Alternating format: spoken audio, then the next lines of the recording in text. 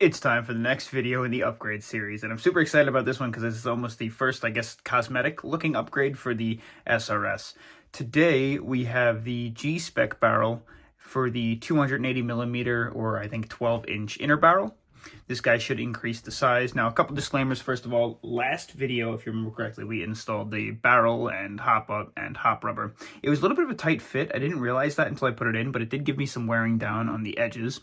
And I took this out already just to hopefully smooth out and quick up the process to installing this guy, because this is a pretty hefty modification. We're just going to get right into it. We have to totally disassemble this guy because in order to put in this barrel, we're going to have to remove the outer handguard. To start off, we're just going to pop this guy on open. See what the best way to go about this is. Most important, get the thumbnail. Hopefully get some new viewers. It helps me continue to do this kinds of stuff for you guys, so I'm excited. I love the cosmetics. I feel like everyone loves the cosmetics, but I really do enjoy the cosmetic upgrades.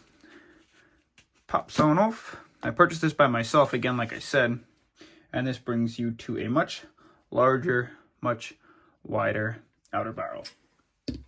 Okay, let's go ahead and take the thumbnail. Do we like this? Maybe something like that. Yeah, I like that. We use that for our thumbnail. Cool. Okay, so the first thing we're going to do is just get the barrel out, and then we'll do the exchanges really fast on the inner barrel. We're just going to start by unscrewing the two hop arms. I like to have a little tray nearby so you don't destroy nothing. Awesome. I'm going to unscrew these guys just a little bit. They should already be pretty loose. You don't want to unscrew them too much, otherwise you're going to wind up bowing the receiver. I didn't fully tighten them down just because, again, I want to make this video a little bit quicker. And that should, after unlocking the left side, allow our barrel to come out. Like I said, this barrel is just not going to be used. It has a stock hop in. I just did this to make it a little bit easier. All right, we got to get these grub screws out. So we'll get our little tool kit. And if I'm not mistaken, these grub screws work with, nope, not that guy. We're going to go a little bit larger. Let's try that. That's the move. Awesome. Right, that doesn't come with any grub screws, so we're going to have to use these ones. 1 and 2. Okay. Now the key to the installation of this hop unit is to set it up with the 3 holes at the top, single hole at the bottom. And it should be as simple as sliding this little green rectangle inside of the hop unit, or inside of the barrel, and make sure it feeds straight through the front of the hole. That's not going to be a problem because there'll be a suppressor covering this. That's totally fine. And you want to make sure that that little square is visible through the top hole. If so, then take your grub screws. Yeah. And with that little point on the end of the grub screw, if you screw this guy in really slow, just until it starts to get snug, you'll begin to feel that little ridge on the inside of the hop unit, and it should catch on that nub. You should be able to twist a little bit. That's how you know it keeps it lined up nice and tight.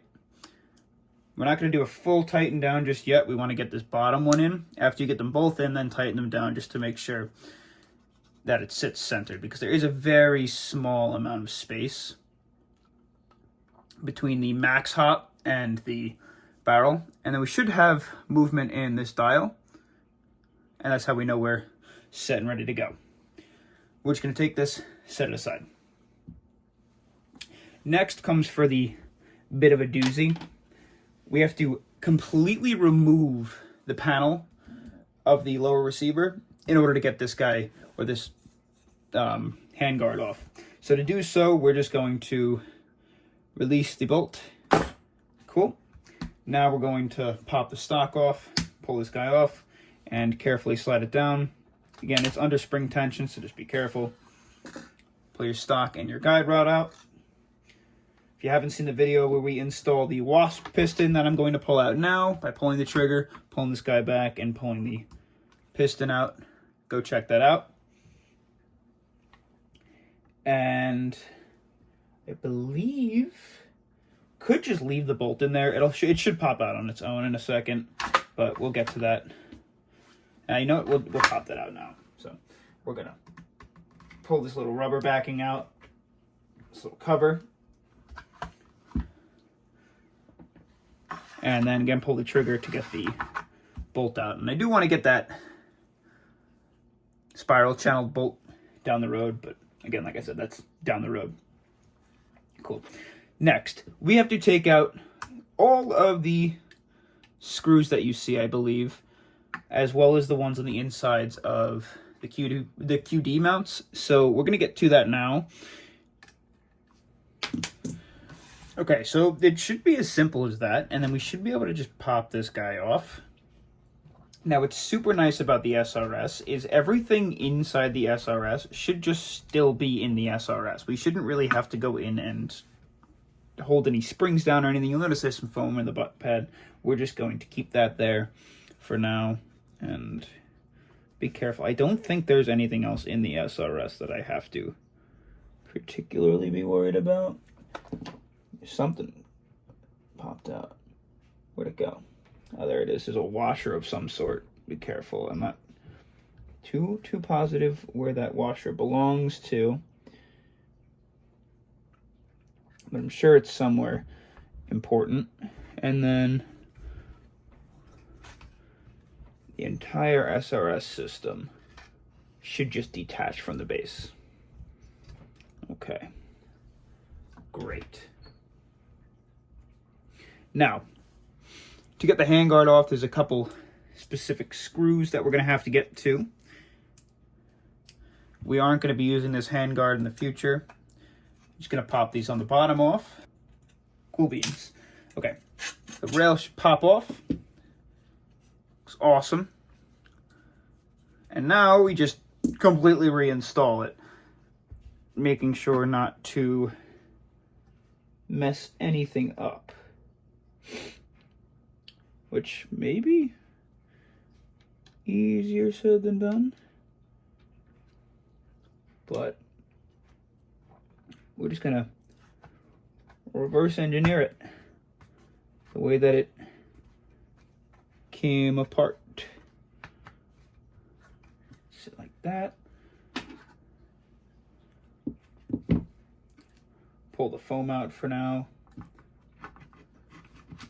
And that should sit like that. Cool, and then I guess speed run.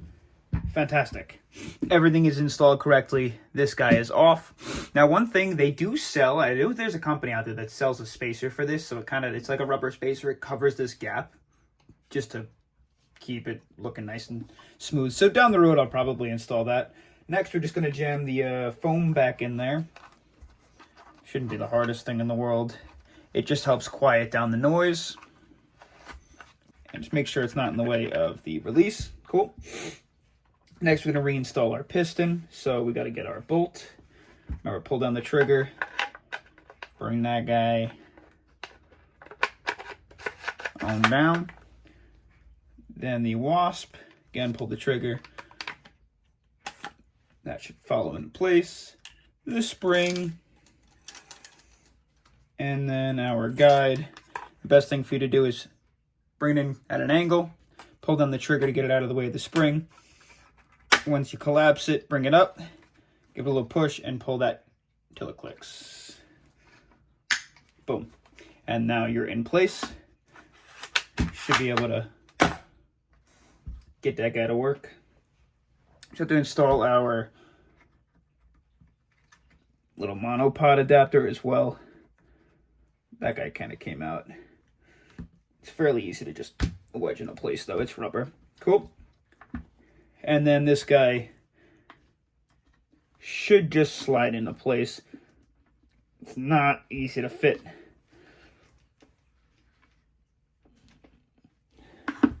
what I like to do is use this to drive all the way back. And I'll work on getting that the rest of the way afterwards, because it is a little bit of a pain in the butt. But that's not the end of the world, that works. Now moving on to the fun stuff. Let's throw the barrel in, shall we? Awesome. Awesome, awesome. I am so excited. Cool. So all we're going to do, rack the charging handle. Cool. Do not pull the trigger at this point in time. We're going to slide the barrel on into place. Remember, with that little opening facing down.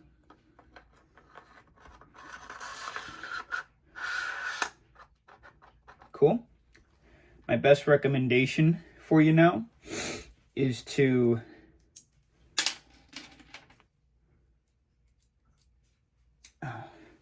lock the barrel into place.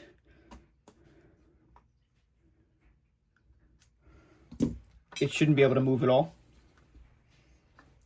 And then all you're going to want to do is carefully take... There's a certain amount of torque you want to put into these. So you can get one of those torque wrenches. I don't have one at the moment. Maybe I'll get one down the road just to make sure I can apply a little bit more pressure. But super simple. Screw them down very slowly, one at a time. So you get a nice even amount of tension on the barrel. That lock is just what keeps the barrel from loosening later on down the road. Like, can I get this one in? Okay. This one goes nice and snug. We'll come back to this one. There we go. Yeah, sometimes when they're screwed out too far, it's a little harder to get it in. Because again, like I said, the receiver will start to bow. And you'll know these are pretty tight when the barrel's snug and not moving. It's pretty snug when you give it just a little extra tension. We want to make sure that the receiver is not coming separate from the upper at all. And like I said, be careful. Do not over tighten this.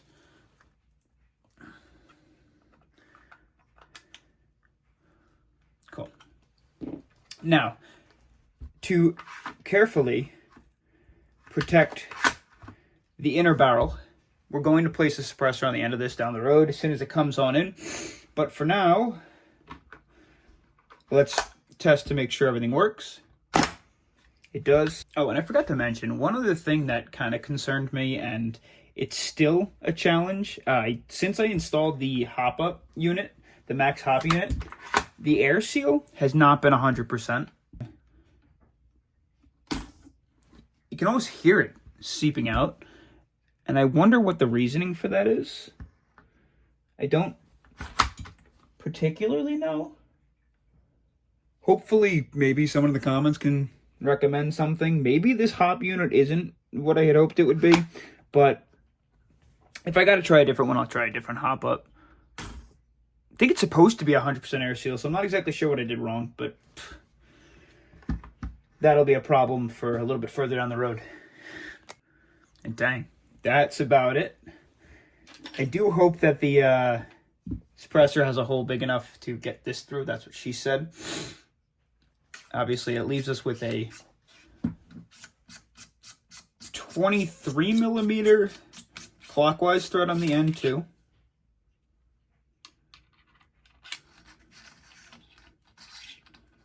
Which is good for any of your other crazy and ridiculous adapters that you might want to put on. But like I said, we're doing the suppressor. That is great. Look how short that is. And the barrel's still pretty long because of that bullpup. That's fantastic. Dang, I am super excited about that. I don't think these can go back in to cover these holes. Yeah, no, they can't. That's fine. No big deal. You can always get grub screws to hold in there if you want, but that's fine. So I guess until the suppressor, hope you enjoyed.